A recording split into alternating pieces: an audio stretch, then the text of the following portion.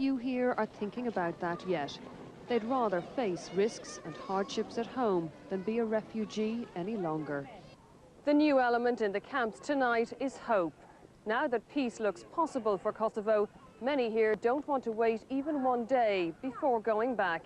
After the misery of exile, all they want is the chance to go home. Orla Guerin, BBC. Well, I think most of them, even though they're very happy within their headlines, they do have, as the Guardian says, caution tempers allied joy. Because Milosevic, as we know, is the great escapologist. You know, he has said one thing and done another in the past, which is why, obviously, all the papers are saying, well, we'll wait to see. And apparently, the mood in America is somewhat more cautious than it is in Europe at the moment. You can't help thinking, though, of the ordinary Yugoslavs who suddenly find their country is absolutely devastated by the bombing. Who's going to pay for it? That's the big open question, isn't it? It's going to take an enormous amount of money. Well, this slightly leads us on to something that I picked up from the Telegraph, which is pushing the story forward rather, and saying, well, why has he agreed to take to these terms now? And one theory, according to Christopher Lockwood and Boris Johnson, is that it's business interests who are saying, look, we cannot sustain this. The damage that's been done to the infrastructure for the future, not just now, and for generations. As you say, no one's going to rush in and pay for it. Well, the Serbs say they've been set back 40 years, don't they, with the bridges knocked out, the motorways knocked out, etc., etc. So, well, the irony is that Albania used to be the country in Europe that no one wanted to go anywhere near, and Serbia on its doorstep was the paradox between the two, being so close to one another. But Belgrade was a cosmopolitan European capital. Now it's been reduced to rubble, and as you say, its citizens have been much reduced in pride and as well as anything else. I suppose the big unanswered question is whether these refugees, in the end, will go back again. There are so many queer. What about the KLA? You know, we used to call terrorists. What will they? Well, under this plan, obviously, the KLA is to be disarmed. The KLA, which is increasingly expert and well armed, will not want to do this at all. I'm sure there'll be resurgent KLA soldiers who feel almost that the war's come to an end too early for them. I know no one else would think that, who's been caught up in it, but they will be wanting to seek revenge almost. And one would have thought perhaps there are bound to be Serbs too who are like-minded. Absolutely. Again, the Telegraph quotes the more hardliners in Serbia who are horrified at what they perceive as a big round surrender. Parliament this morning when it was debated. Yes, which Western we're not allowed to see over here. But there was a huge round, and the hardliners are very upset that they've given way. When if they'd given away in Rambouillet 2 or 3 months ago, obviously all these lives and all this damage would not have happened. I mean, whichever way you look at it, it's a mess, isn't it? Yes, but the 1st Battalion Irish Guards are there. They expect to be caught between renegade Serb units who oppose the peace and Kosovo Liberation Army fighters bent on revenge. And one of them said it will be a bigger nightmare than anyone can imagine, much worse than the peacekeepers saw in Bosnia. And the other problem that they're facing, that Daniel McGrory points out, is that all those refugees that we saw flooding out will be flooding back in, but meanwhile there have been many minefields left. There are still artillery units hanging around. But NATO can't stop them going back across the minefields. So I suppose there's the threat of further carnage to come. They say that the Serbs who laid the mines are going to be, their designated job is to clear the mines before anyone moves in. That's what they're saying this morning. Cunning if it works. Yeah. But also, I suppose, these people who have got such harrowing memories of Kosovo, it makes you wonder whether in the end they'll want to go back. I can see that some of them who perhaps have come to Britain or France or Germany, the other ones that have taken troops, refugees in, I wouldn't want to go back there necessarily while there's so much destruction. I think some of those who left early might not realise quite what they'd be going back to. Let's get on to some... Sfollati. Nel testo diffuso a Belgrado non compare una nota in calce contenuta nel testo diffuso a Colonia da fonti europee, in cui si afferma che la NATO è al centro di questa forza internazionale che dovrebbe essere posta sotto comando unificato. Il negoziatore russo Chernomyrdin ha precisato che di questa forza faranno parte anche truppe russe e di paesi neutrali e che i soldati russi non saranno sottoposti al comando NATO. Creazione di un'amministrazione provvisoria nel Kosovo in base alle decisioni del Consiglio di sicurezza dell'ONU che dovrà garantire alla popolazione una sostanziale autonomia all'interno della Federazione Jugoslava.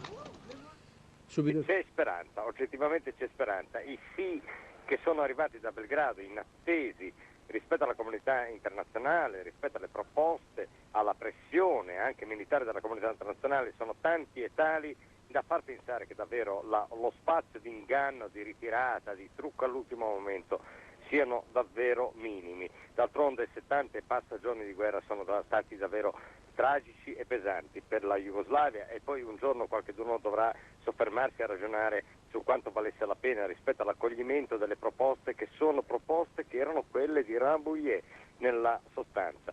L'attesa qua è soprattutto concentrata sull'arrivo dei generali del Nato, e non come invasori ma come tecnici per definire con i colleghi jugoslavi i dettagli del ritiro dal Kosovo. Da quel momento finiranno anche i razzi aerei della Nato, che sicuramente insisteranno ancora questa notte su Belgrado, e si potrà parlare davvero di pace per il Kosovo da ricostruire e anche per la Jugoslavia da ricostruire. Con questa speranza chiudiamo la linea, restiamo la linea a Roma. Dario. La pace non è scoppiata. Tra i 6.000 profughi del Kosovo, scetticismo e sfiducia sono una parola d'ordine. Le notizie sugli ultimi sviluppi arrivano attraverso la TV albanese, seguita con interesse. L'informazione circola, ma nessuno si illude. In ogni angolo del centro di accoglienza la vita scorre normale. Incontriamo per primo Imer Berbati, il sindaco del campo. Non ho fiducia nel Parlamento serbo, perché loro mai sono stati di parola e mai l'hanno visto con un occhio buono questa situazione. Loro solo quando sono costretti, che non possono fare niente più, a loro possono cedere. Sulla scia delle sue parole tutte le altre voci. Nella sala TV, nelle case, negli impianti sportivi, per le strade, alla fermata dell'autobus, una sola reazione: nessuno si fida di Milosevic. Crediamo ancora alla demagogia di Slobodan. Non possiamo credere, crediamo che sia anche tanta demagogia dentro. Non credo nella pace di Milosevic, questo è un gioco come tanti altri giochi che ha fatto prima.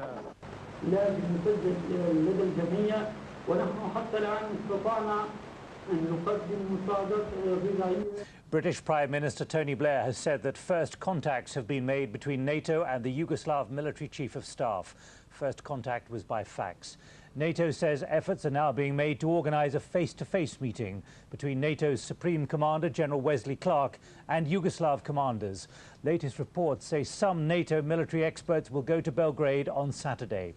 Commanders of the Kosovo Liberation Army are considering the peace plan, and their acceptance is not yet certain. Meanwhile, it's reported from Moscow that the Russian government and senior generals are not happy about the terms under which Russian troops will take part in the international force for Kosovo. Despite moves towards an end to hostilities, NATO says it flew 610 sorties in the past 24 hours. That's only marginally below the average number throughout the week.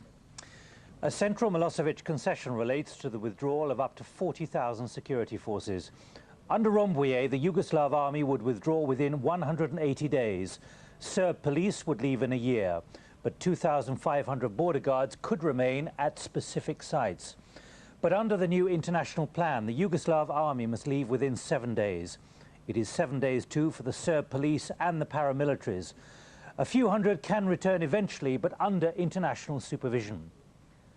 On the issue of a foreign peacekeeping force under Rambouillet, it would have been NATO-led and included non-NATO forces. Now NATO participation will be substantial and at the core of the force. It will be under NATO command and control. The future of the KLA is another example. Under Rambouillet, the KLA would be demilitarized within 120 days. Now there is no timetable, only an agreement to demilitarize in principle. Well, in the last hour, NATO has reported no sign of a Serb withdrawal from Kosovo yet. As Janet Barry reports, it's that evidence of President Milosevic's compliance that Europe's political leaders are now waiting for. European leaders arrived in Cologne this morning as their summit drew to a close. All eyes on Kosovo to see if President Milosevic is serious about a total military withdrawal. The brokers for peace want to see results before they celebrate. NATO planes still fly over Yugoslavia despite the first contacts between Belgrade and NATO. The two sides will meet this weekend to discuss details of the withdrawal, and NATO leaders say if progress is made, the bombing could stop very soon. It can be extremely quick. The contacts between The military have begun between NATO commanders and commanders in Belgrade, have begun in order to make sure that the logistics are there so that we can get the withdrawal done. But there's got to be, the reason why we're being tough about this is not because we're not pleased that we have this breakthrough. It's a tremendous achievement, of course it is, but it is important that we make sure it's actually seen through. Meanwhile, NATO troops already in the Balkans are preparing for their new role. These British troops may have to move quickly into Kosovo. Troop numbers on the ground to police the peace still fall far short of the number military planners say they need. There are 16,000 NATO troops in Macedonia. The final force is planned to be around 50,000. There's also doubt, too, over who exactly will command the peacekeeping force. Hopes are growing now that NATO may soon escort the refugees home. Some observers are warning now, though, against triumphalism. I don't think victory can possibly be used when you've had over 1 million people pushed out of Kosovo and refugees sitting in terribly squalid conditions and a real worry that we won't be able to get them back before the winter. So, I mean, I think we've got to face it. This has been a disaster and the worst piece of ethnic cleansing since the Holocaust. NATO says now that this man holds the key to peace in Yugoslavia. This may, though, mark the beginning of the end for Slobodan Milosevic if Yugoslavs take this agreement as a humiliation for their country. Janet Barry, BBC News. Prime Minister is warning that Serbia will retain pariah status in the world so long as Milosevic remains as head of state. The people of Serbia are being given a clear message from the European Union. They'll be left out of the reconstruction of the Balkans unless they get rid of Milosevic, who will not personally be party to any further talks with the West. No. There's no question of dealing with Milosevic. And what the Serbian people probably are beginning to know now, and we must make them more aware of this in the coming weeks and months, is that there is no place for Serbia in the true family of nations whilst Milosevic remains, and they cannot be part, in my judgment, of any Balkan reconstruction program whilst Milosevic remains in office. There's no public talk of victory here at the summit. The bombing campaign will continue until there's a verifiable withdrawal of Yugoslav forces from Kosovo. We want to see the refugees go home, and there's going to be no let-up and no celebrating until that starts to happen. There's no question of leaders of the European Union blocking attempts to have Milosevic indicted as a war criminal, and the people of Serbia are being left in no doubt at all that unless they reject him, their country will remain isolated. Judith Dawson, Sky News, Cologne.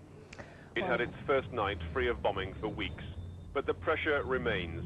Air raids did take place elsewhere, and NATO's jets today are again over the capital, breaking the sound barrier to concentrate mines.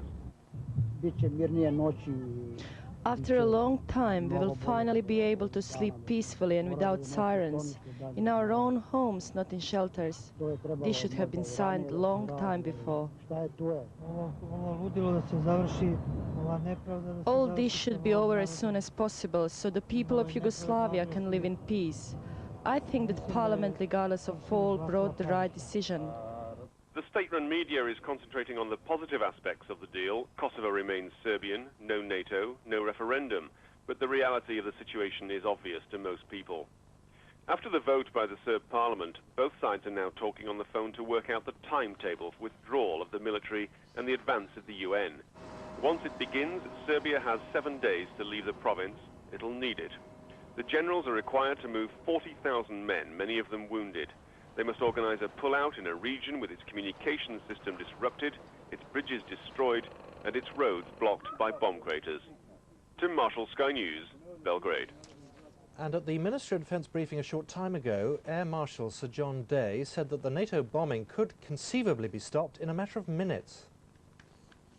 The bombing could be stopped in a very short number of hours, maybe even minutes. I mean, aircraft are constantly under radio control through radio rather. And with regard to the actual modalities about when NATO troops enter Kosovo, and whether or not all Serbian forces are out by then, those are the kind of details that are still to be resolved, and we expect to be resolved over the next few days. Sky's David Chater, who's in Macedonia, has watched British troops awaiting orders to move in to begin their role. The makeup of the peacekeeping force for Kosovo has still to be agreed, and so has the command structure. But these British troops in Macedonia are trained and ready for any task that may face them. The men of the Irish Guards battle group will be ready to move into Kosovo within 4 hours of being given the signal by the politicians.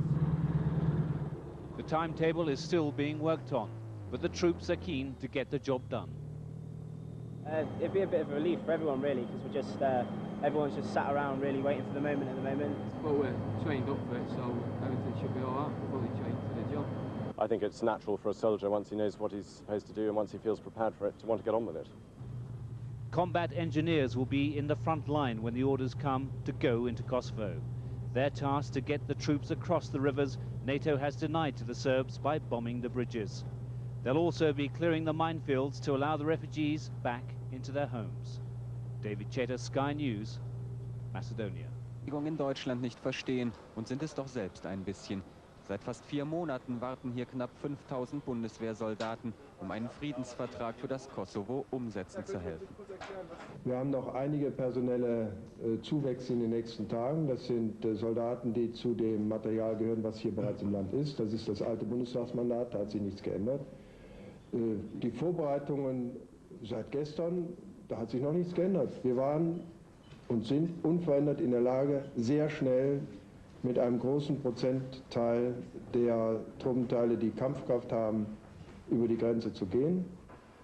Doch das ist abhängig von dem, was in den nächsten Tagen zwischen NATO und Jugoslawien verhandelt wird. Die wichtigsten Punkte: der Zeitplan für den Abzug der jugoslawischen Truppen, Einmarsch der zivilen und militärischen Beobachter der UNO und NATO. Das wird wohl noch ein paar Tage dauern. Erst dann kann es losgehen mit einem Vorauskommando, das den Befehlsstand der Bundeswehr im Kosovo erkunden muss. Nehmen wir mal an, es ist Prizren, da muss in Prizren logischerweise ein Ort erkundet worden sein, der die Aufnahmemöglichkeit bietet für die Truppe, die dann ungefährdet von hier bis dahin marschiert über den Kfz-Marsch. Das ist nicht ganz ungefährlich. Minen müssen geräumt werden. Freundlich werden sie sicher auch nicht empfangen. Stark bewaffnete Sicherungstrupps werden nötig sein, um unbeschadet ins Kosovo zu verlegen. Obwohl das immer schon ihr Auftrag war, jetzt, wo er so kurz bevorsteht, wird es ihnen doch etwas mulmig. Die Gefühle dafür, dass es vielleicht jetzt sein könnte, dass wir rübergehen, sind teils. Mal denke ich, scheiße, da kann was passieren. Und andererseits ist es meine Aufgabe. Ich bin Soldat und dafür habe ich mich freiwillig gemeldet. Sie wollen jetzt erstmal selbst ihre Gefühle ordnen, jetzt kurz vor dem Tag X. Denn sie wissen, im Kosovo erwartet sie Zerstörung, Leid und auch Gefahr für das eigene Leben. Und das wohl für lange Zeit. Es wird wie in Bosnien, meint der Kommandeur. Das heißt, der Einsatz im Kosovo kann Jahre dauern. Tag, als der Frieden kam, brach kein Trecker auf vom Lager 3 Richtung Heimat, Richtung Kosovo. Die Vertriebenen am Lagerrand warteten, als sei nichts geschehen, weiter auf einem Platz jenseits des Zauns, wo Zelte sind und Essen und Ordnung. Hier draußen ist's härter. Wasser und Holz wird von weit her geholt. Die Trecker, die sie gebracht haben, sind ihr Haus, der Boden, auf dem sie stehen, ihr Koch- und Esszimmer. Elmia Rajai ist seit 3 Wochen hier allein mit 3 Kindern. Die 2 kleinsten schlafen im Wagen, aber Bukuria, die 5-Jährige, weicht ihr nicht von der Seite, von früh bis abends. Das ist so, seit sie weg mussten aus dem Kosovo.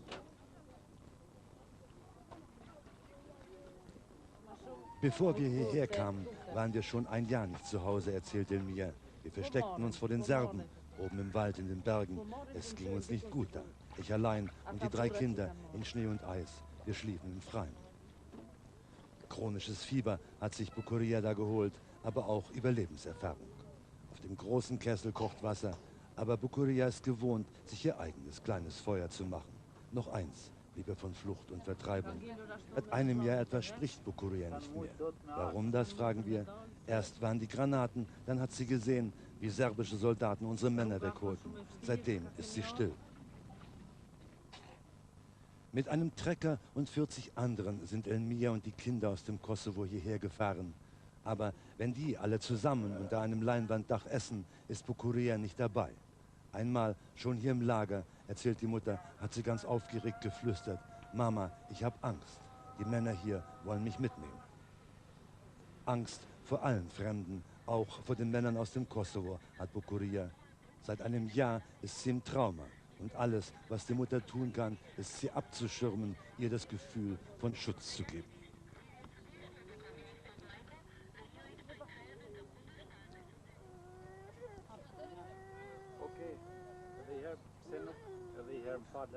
Ich versuche, was ich kann, aber nach dem Schrecklichen, was die Kleine zu Hause erlebt hat, kommt hier das harte Leben im Lager. Lange darf das nicht weitergehen. Wenn wir hier rauskämen, in normale Bedingungen, könnte ja vielleicht ein Arzt helfen. Ich allein, ich kann's nicht.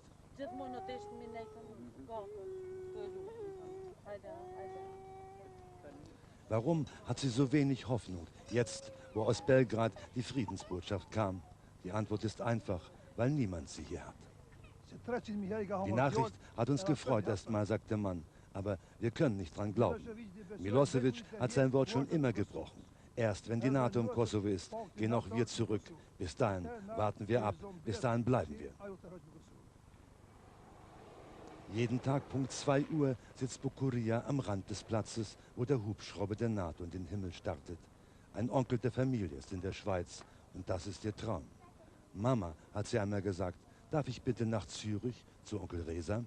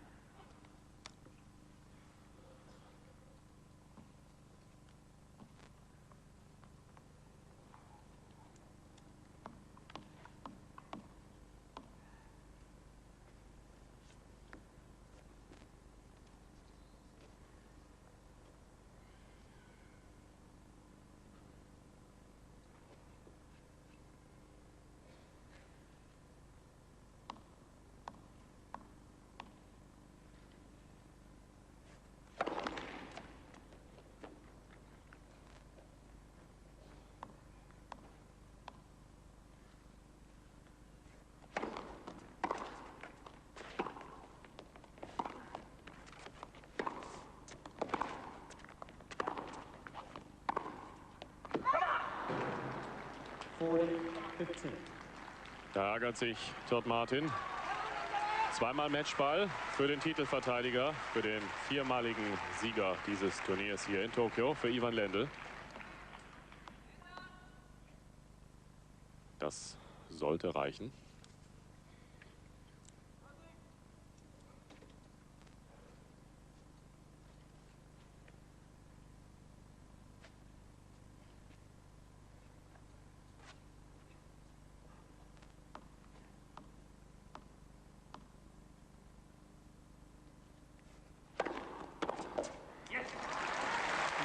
Ivan Lendl kann seinen Titel verteidigen hier in Tokio. Mit 6:4 und 6:4 bezwingt er in genau 1,5 Stunden Todd Martin, der auf der Weltrangliste zwar 2 Positionen besser notiert ist als Lendl, aber heute keinen entscheidenden Druck auf den 33-Jährigen ausüben konnte. Das letzte Mal, dass es Lendl gelang ein Titel erfolgreich zu verteidigen. Das war in Queens 89-90. Nun ist es ihm wieder gelungen. Ivan Lendl also zum 5. Mal erfolgreich in Tokio. Kompliment an ihn. Ich hoffe, es hat Ihnen Spaß gemacht, zu Gast zu sein bei uns beim Herrentennis in Tokio. Und ich wünsche mir, dass Sie am nächsten Wochenende wieder dabei sind, wenn Vox berichtet vom Damentennis, vom Turnier in Brighton, aus dem schönen britischen Seebad. Am Samstag, Sonntag zeigen wir Ihnen Halbfinale und Finale. Nochmal das Ergebnis: 6:4 und 6:4 gewinnt Ivan Lendl. Ich wünsche Ihnen noch einen schönen Sonntag, einen guten Wochenanfang und hoffe, dass wir uns wieder hören am nächsten Wochenende. Das Einlenken Belgrads. Milosevic hat schon viele unterschriebene Verträge gebrochen. Wir kämpfen weiter. Für uns ist der Krieg noch nicht zu Ende, so die einhellige Meinung der Unabhängigkeitskämpfer. Der internationale Friedensplan für das Kosovo sieht die vollständige Entwaffnung der UÇK vor. Ihr politischer Führer Taci begrüßte das Papier zwar grundsätzlich, zu einer möglichen Waffenabgabe wollte er sich jedoch nicht äußern. Reaktionen zur Annahme des Friedensplanes in der jugoslawischen Hauptstadt. Wir haben die Freiheit, Würde und Ehre unseres Volkes verteidigt, so heißt es in einer Erklärung von Milosevics sozialistischer Partei. Die Bevölkerung reagierte erleichtert, aber abwartend. Sie hofft jetzt, dass die NATO ihre Luftangriffe umgehend einstellt. UN-Vertreter sind skeptisch, dass die Vertriebenen ihre Flüchtlingslager schon bald verlassen können. Wie stark das Kosovo zerstört ist, wisse niemand genau. Weitere Hindernisse seien der akute Lebensmittelmangel, die fehlende Elektrizitätsversorgung und die Verminung.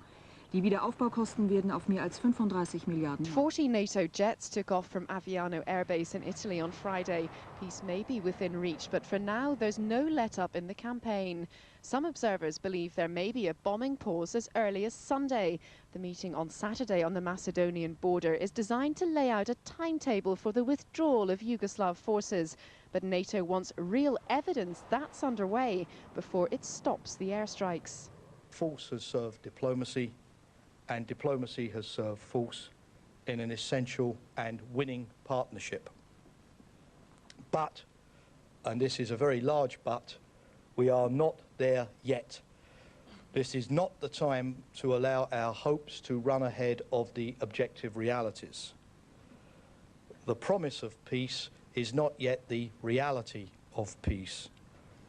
In Cologne on Friday morning, European Union leaders were digesting the news from Belgrade and cautiously welcomed the deal. The German Chancellor told his colleagues they had to move quickly towards peace. He believes, though, both China and Russia will support